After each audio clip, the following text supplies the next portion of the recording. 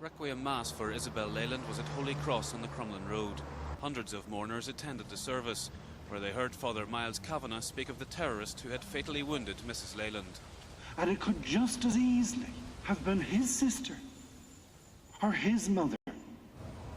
And he's to live with that. And he's to carry that. Will he be court-martialed by his own? Will the one who sent him out be court-martialed? Will he spend 15 to 20 years of his life behind bars? Not enough to say, I'm sorry. Another priest said he hoped those behind what he called the reckless action on Friday would ponder seriously its consequences.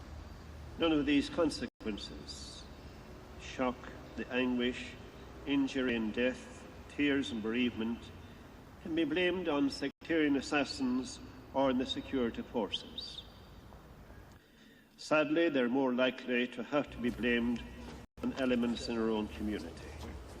The mourners were led by Isobel Leyland's husband Brian and their 4 children.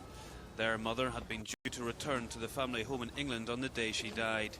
She'd come back to Belfast for 10 days to help look after her mother. She'd been living in England for more than 20 years. It's the second time a member of the family has died in violence here. Mrs. Leyland's teenage brother Francis was killed by a bomb left at a garage by loyalist terrorists in the 70s.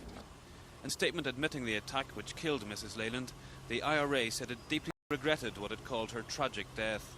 As the cortege made its way into Ardoyne, Sinn Féin councillors Gerard McGuigan and Joe Austin helped carry the coffin. When the cortege reached the spot in Fleck Street where Mrs. Leyland was shot, the mourners paused briefly before continuing on the journey to the city cemetery.